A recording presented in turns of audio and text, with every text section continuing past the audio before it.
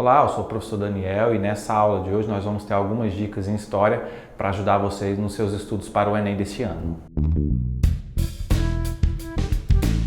Essa é a nossa primeira aula onde nós vamos abordar algumas dicas de estudo e de temas que costumam cair, que caíram nos Enems dos últimos anos. Essa nossa aula vai estar dividida em 4 tópicos. O primeiro dele relacionando questões e conteúdos relacionados a sistemas políticos. O segundo tópico abordando questões relacionadas às relações trabalhistas e questões que envolvem o trabalho ao longo da história. Um terceiro tópico nós vamos falar de questões relacionadas a movimentos sociais e movimentos que lutavam por mais direitos políticos. E um quarto tópico nós vamos dedicar a fazer algumas considerações sobre a história do Brasil.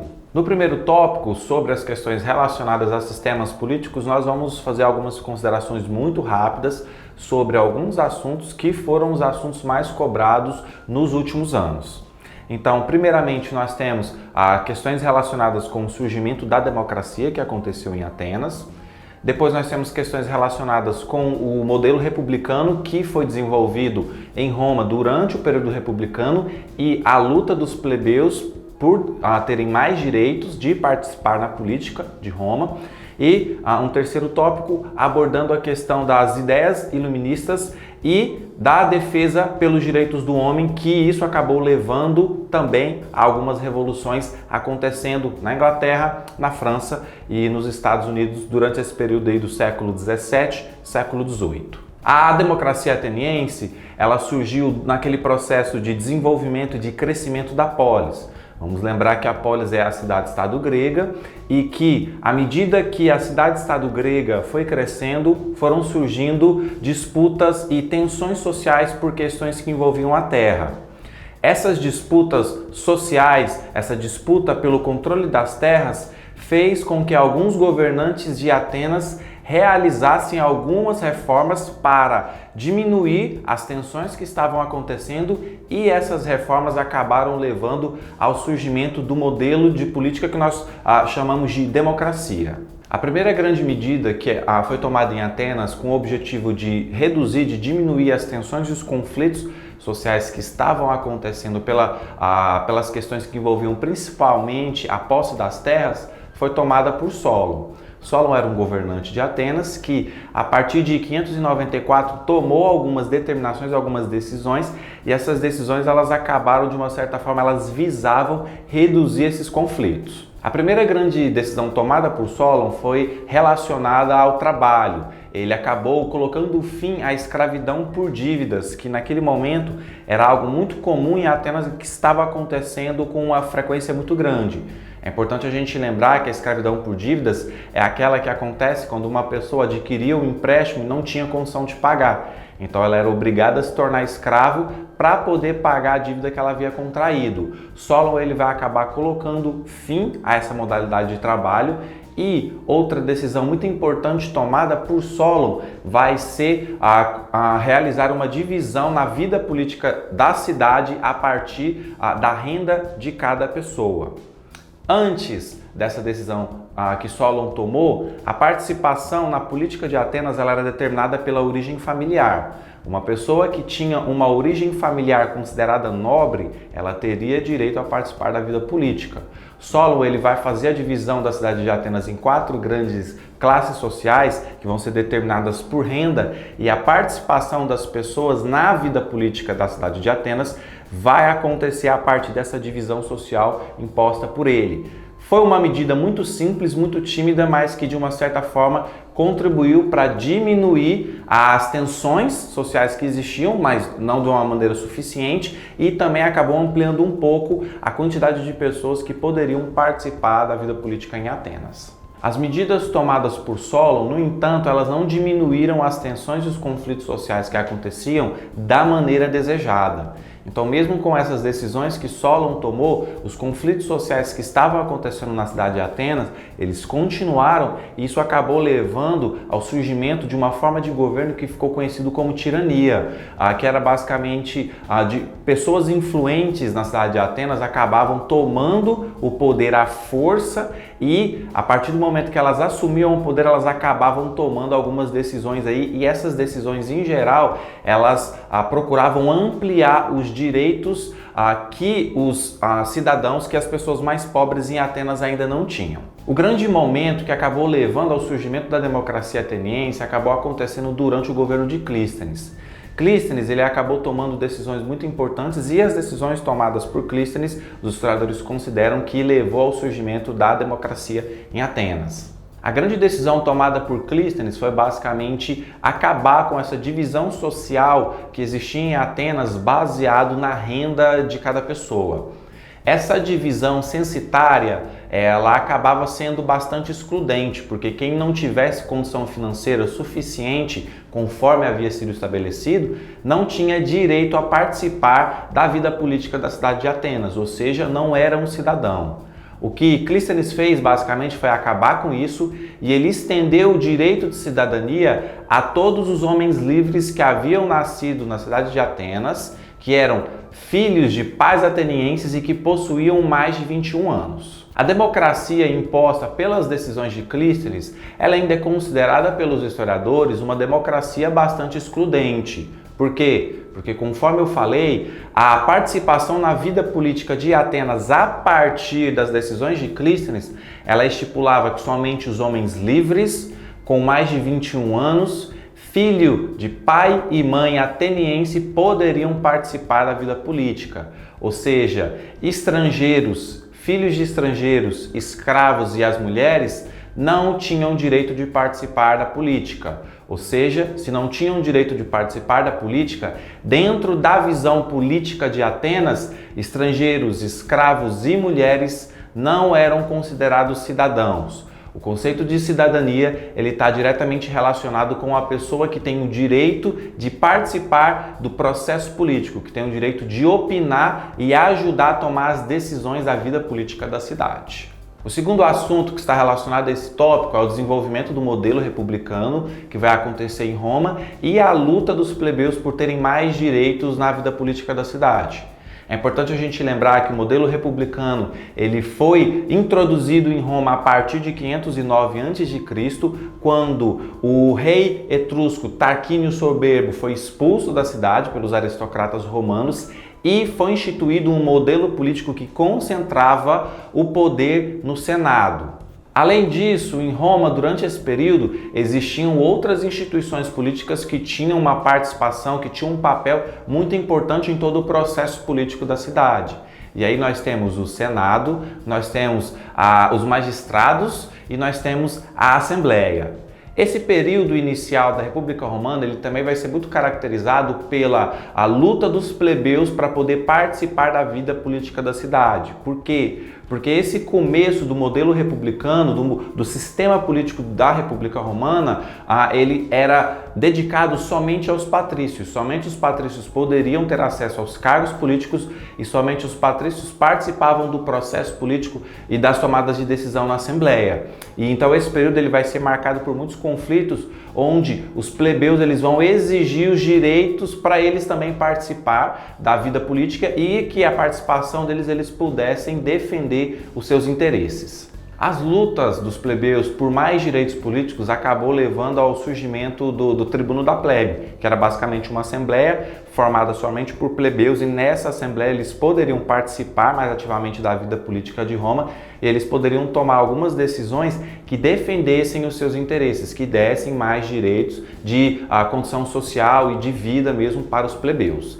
Além disso, também, uma grande conquista dos plebeus nesse período foi ter acesso à magistratura. Portanto, a gente lembrar que os cônsules eram a maior autoridade política que existia em Roma no período republicano, e nesse processo de lutas, os plebeus eles vão ter acesso ao cargo dos cônsules. Então, se no começo os dois cônsules eram de origem de famílias patrícias, com as lutas dos plebeus, um dos cônsules obrigatoriamente ele tinha que ser de origem plebeia e o outro poderia ser de origem patrícia. Por fim, o terceiro assunto relacionado às questões envolvendo sistemas políticos e que costuma ter um grande peso no Enem é a questão que envolve os ideais iluministas. É importante a gente lembrar que os ideais iluministas eles surgiram a partir do século XVII e os ideais iluministas eles procuravam a partir da razão reformar a sociedade daquela época. E os ideais iluministas eles combatiam principalmente a igreja e o poder que a igreja possuía naquele momento. Também é importante lembrarmos que durante a Idade Média e durante as monarquias absolutistas, a Igreja Católica ela possuía um poder político, uma influência na sociedade, uma riqueza muito grande, e os iluministas eles combatiam então diretamente esses privilégios e a atuação que a Igreja possuía na sociedade daquele momento. E os iluministas também eles procuravam combater as monarquias absolutistas, que eram basicamente o sistema político vigente na Europa daquele período. Os ideais iluministas eles acabaram levando às revoluções burguesas que aconteceram na Inglaterra no final do século XVII, nos Estados Unidos e na França no século XVIII. O segundo grande tópico de temas que nós vamos abordar rapidamente hoje está relacionado com as questões do trabalho e as relações trabalhistas. E esse tópico está diretamente relacionado com as revoluções burguesas e com as revoluções industriais que vão acontecer aí nos séculos 17, 18 e 19. Primeiramente, nós temos as revoluções burguesas e na Europa desse período, as duas grandes revoluções burguesas que vão acontecer serão a Revolução Gloriosa, que aconteceu no final do século XVII, e a Revolução Francesa, que aconteceu no final do século XVIII. Essas revoluções burguesas, em geral, elas foram inspiradas em ideais iluministas e elas procuravam combater os privilégios que a aristocracia e o clero possuíam durante o período do Antigo Regime e, naturalmente, elas defendiam os interesses da burguesia. Importante a gente lembrar que a burguesia era uma classe social em ascensão. Essa classe social estava diretamente relacionada com as manufaturas e com o capitalismo comercial que existia naquele período, e o antigo regime era visto pelas burguesias como um entrave para o seu desenvolvimento econômico. Então essas burguesias, elas, através dos ideais iluministas, elas vão acabar defendendo a derrubada do antigo regime e a imposição de novos sistemas e de novas ideias políticas que garantiriam a defesa dos seus interesses. Outro grande assunto que está relacionado a esse tópico que envolve as questões do trabalho são as revoluções industriais que aconteceram na Inglaterra no século XVIII e no século XIX. É importante a gente lembrar que as revoluções industriais elas levaram essa migração, vamos dizer, do sistema econômico vigente no mundo, do capitalismo comercial, um pouco relacionado com o mercantilismo, para o capitalismo industrial. E a nação pioneira em todo esse processo foi a Inglaterra. E agora a gente vai ver rapidamente o porquê que a Inglaterra foi a pioneira nesse processo. O pioneirismo da Inglaterra no processo das revoluções industriais, ele aconteceu pelos seguintes fatores. Primeiro, a Inglaterra, no final do século XVII, ela havia passado pela Revolução Gloriosa, e a Revolução Gloriosa ela foi responsável pelo fim do absolutismo monárquico inglês, ou seja, pelo fim do antigo regime na França, e a Revolução Gloriosa ela acabou introduzindo na Inglaterra os ideais iluministas que acabaram realizando essas transformações no mundo desse período. Ou seja, com isso, a burguesia pôde defender os seus direitos e garantir o seu desenvolvimento econômico. Com a burguesia tendo a maior participação na vida política da Inglaterra, nós vamos ver aí já algumas medidas sendo tomadas e essas medidas elas visavam a defender o interesse dos burgueses. Então, a gente pode destacar de todo esse processo as leis do cercamento. As leis do cercamento, elas basicamente, elas expropriaram, elas expulsaram pequenos agricultores de suas terras e essas terras foram entregues a grandes burgueses e esses burgueses, nessas terras, eles vão produzir algodão e eles vão implantar a criação de ovelhas. Por quê? Porque a economia da Inglaterra nesse período ela já era dependente da indústria têxtil, que produzia roupas. E então, para dar continuidade à expansão e ao crescimento dessa indústria têxtil, o governo britânico expulsou os pequenos agricultores de suas terras e entregou essas terras aos burgueses ingleses e lá eles produziam o algodão e a lã que era utilizada em suas indústrias para produzir as roupas e para aumentar os seus lucros. Com a lei dos cercamentos, os agricultores, os pequenos camponeses da Inglaterra desse período foram expulsos de suas terras E isso acabou levando ao crescimento da população das cidades na Inglaterra de uma maneira considerável. Por quê? Porque uma vez que esses pequenos camponeses foram expulsos de sua terra e eles sobreviviam de tudo que sua pequena terra produzia, eles não tinham mais de onde tirar o seu sustento. E a única opção existente naquele momento era se mudar para as cidades. E nas cidades eles eram obrigados a trabalhar nas grandes indústrias que estavam se desenvolvendo nesse período. Ou seja, acontece aí um processo de proletarização desse trabalhador, onde ele deixa de ser um camponês, onde ele deixa de ser um artesão que trabalhava em uma manufatura e ele se torna um trabalhador industrial, um proletário que era sujeito a uma condição, a uma carga de trabalho muito alta, que ultrapassava 12 horas de trabalho por dia, onde não havia nenhum tipo de segurança para o trabalhador e inclusive eram muito comuns os acidentes com os trabalhadores. E esses trabalhadores também eles estavam sujeitos a receber um salário irrisório. E de uma forma ou outra esse trabalhador ele era obrigado a aceitar isso. Por quê? Porque se ele não aceitasse essa condição, ele não teria outra forma de sobrevivência. E se ele não aceitasse o emprego dele, existiam inúmeras outras pessoas que estavam aptas, que aceitavam essas condições de trabalho deploráveis. Então, de uma maneira resumida, o pioneirismo da Inglaterra no processo de revolução industrial, do desenvolvimento tecnológico que aconteceu nesse período, ele então está relacionado com essas questões. Primeiro, a Inglaterra foi a primeira nação onde a burguesia ascendeu ao poder. Segundo, nós temos aí a grande disponibilidade de ferro e carvão que possibilitaram esse desenvolvimento tecnológico. E terceiro, a grande disponibilidade de mão de obra que estava relacionado com as leis dos cercamentos e a expulsão dos camponeses de suas terras. Ao longo do século XIX e à medida que esses trabalhadores começaram a se organizar, começou a surgir os movimentos trabalhistas que exigiam mais direitos e melhores condições de trabalho. Por quê? Porque, conforme eu falei, esses trabalhadores, esses proletários que trabalhavam nas grandes indústrias da Inglaterra desse período, eles estavam sujeitos a condições de trabalho muito degradantes, onde eles tinham uma carga de trabalho muito alta, o trabalho não oferecia a segurança necessária para que o trabalhador pudesse exercer a sua função e, além disso, esses trabalhadores eles recebiam um salário de fome. Então, todas essas condições ruins de trabalho levaram esses trabalhadores a se organizarem e eles passaram a exigir mais direitos, eles passaram a exigir melhores condições de vida.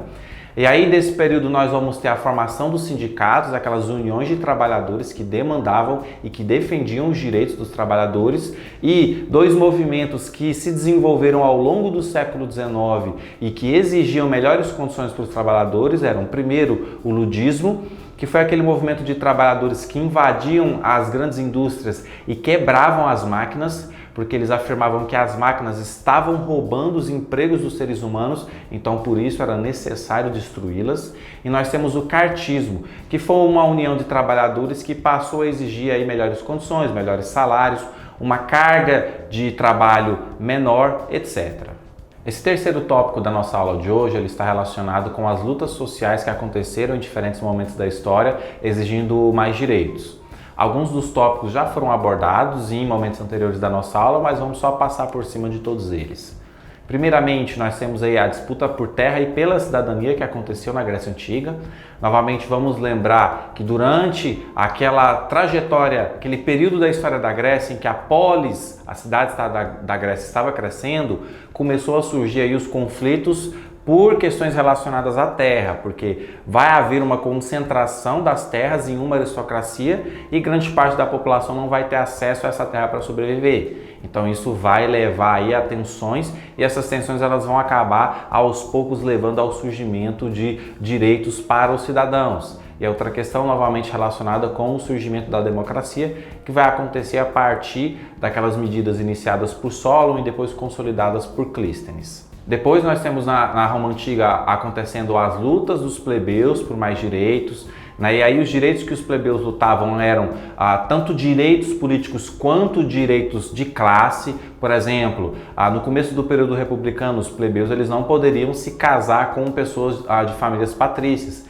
Então as lutas dos plebeus, os protestos que os plebeus realizavam, eles passaram a exigir esse direito de poder se casar com pessoas que pertenciam a famílias patrícias e, naturalmente, conforme eu já falei, toda a questão política dos plebeus exigindo participar de todo o processo político que existia na cidade de Roma. Outra questão que também abordamos nessa aula foram os movimentos trabalhistas que se desenvolveram a partir do processo de Revolução Industrial que aconteceu de maneira pioneira na Inglaterra, e esses trabalhadores eles passaram a se organizar para exigir melhores condições de trabalho, para exigir alguns direitos que eles não possuíam e para que a exploração sobre o seu trabalho fosse reduzida. E aí nós destacamos a formação dos sindicatos, o movimento ludista e o movimento cartista. No século XX, essas lutas sociais que demandavam mais direitos vai acabar alcançando outros grupos que compõem a nossa sociedade. Então, primeiro, nós temos aí o movimento feminista que vai se fortalecer de uma maneira considerável no fim do século XIX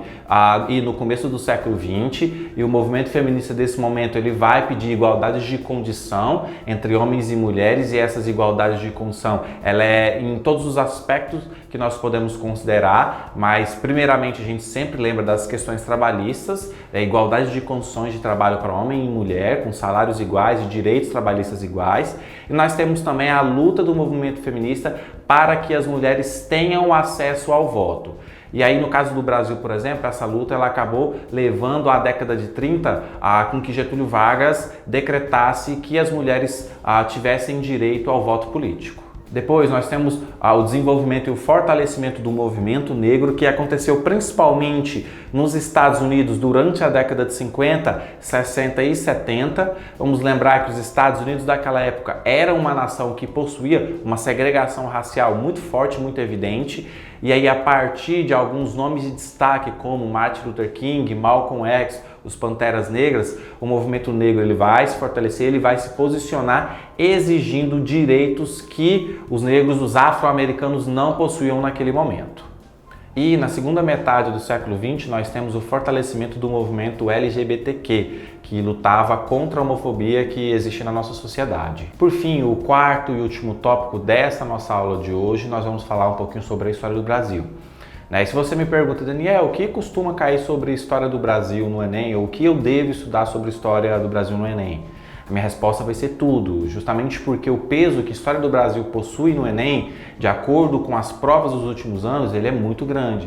Então, por conta disso, a nossa recomendação é que o estudo sobre a história do Brasil, ele acabe englobando todos os períodos da nossa história. Por conta disso, eu fiz aqui a divisão dos períodos da história do Brasil só para facilitar um pouco, dos tópicos que nós vamos explorar aqui rapidamente. Então, primeiro, nós temos o período Brasil colonial, que vai de 1500 a 1822, o período monárquico, que vai de 1822 a 1889, a Primeira República, de 1889 a 1930, Era Vargas, de 1930 a 45, os governos populistas, que vão de 45 a 64, o período da ditadura, 64 a 85, e a Nova República, a partir de 85 até os dias de hoje.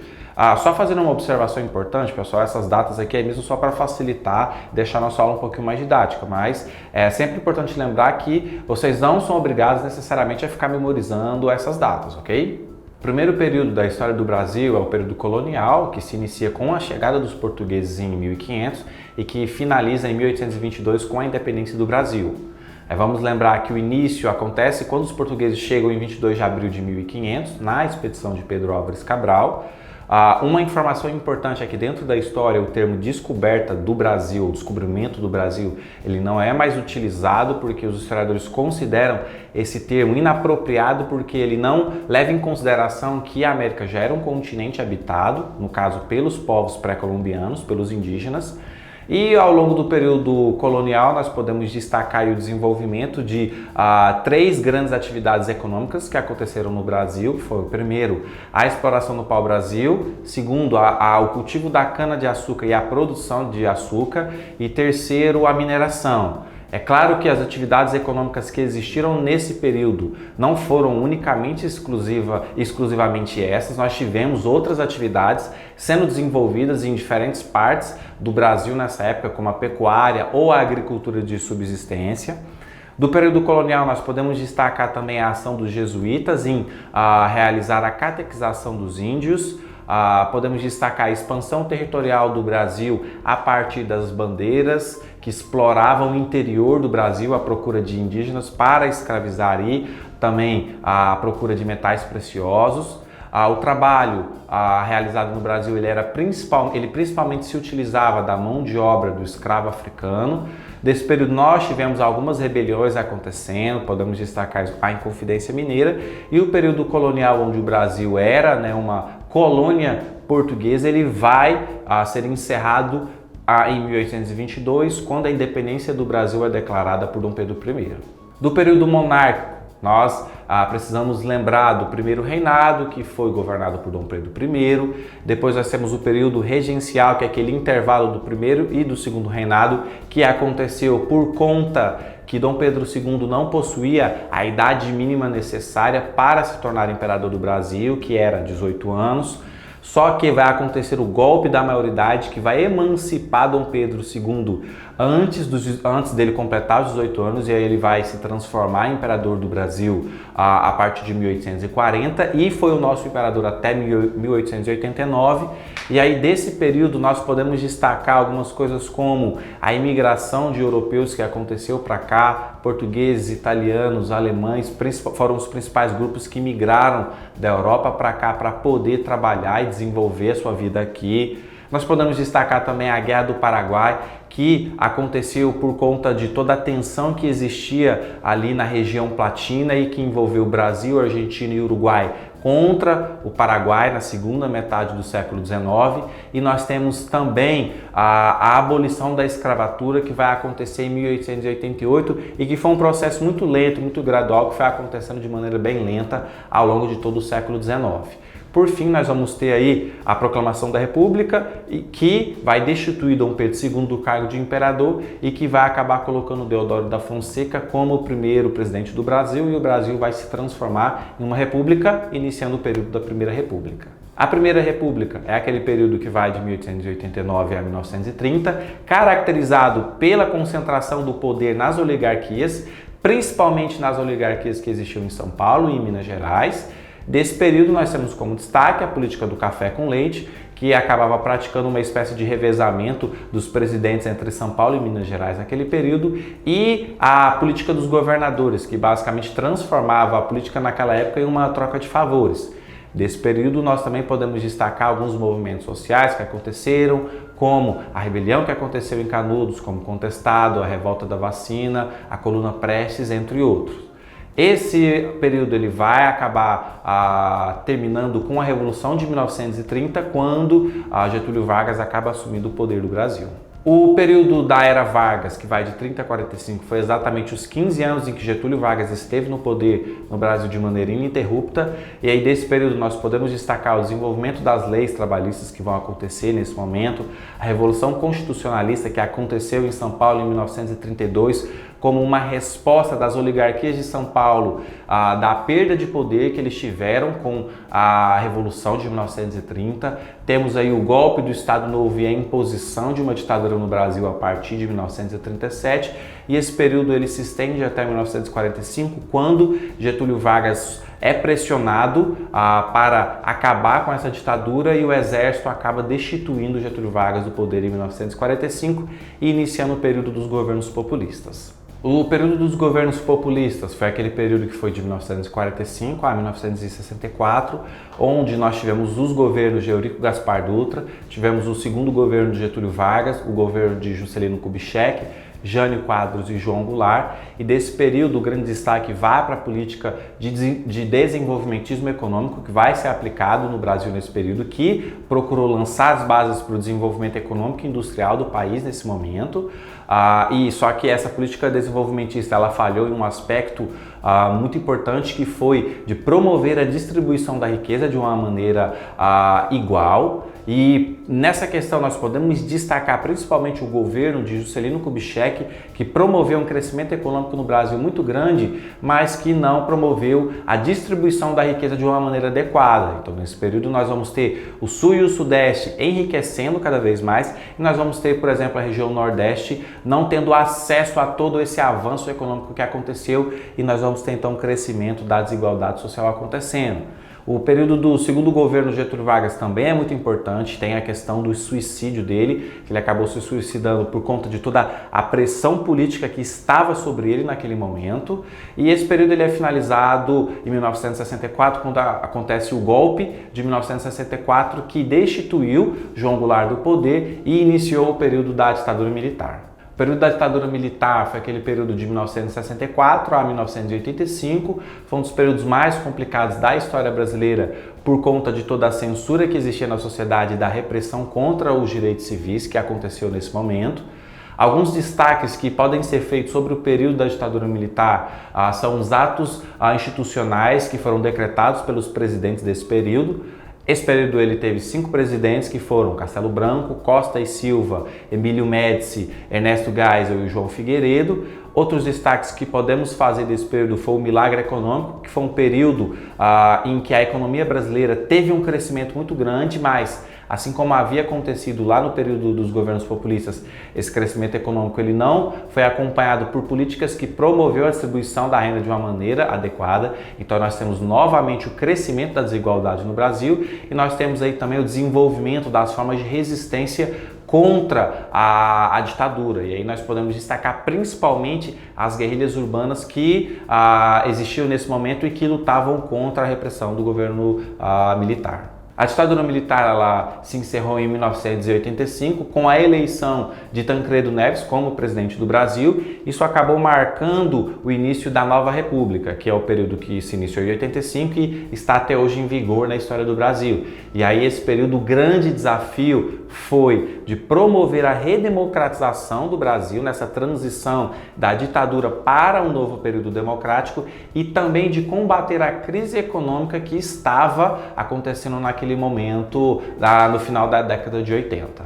Então, pessoal, essa foi a nossa aula de hoje. Eu espero que vocês tenham gostado. Não se esqueçam de estarem curtindo e compartilhando o nosso vídeo, e também de estar se inscrevendo no nosso canal.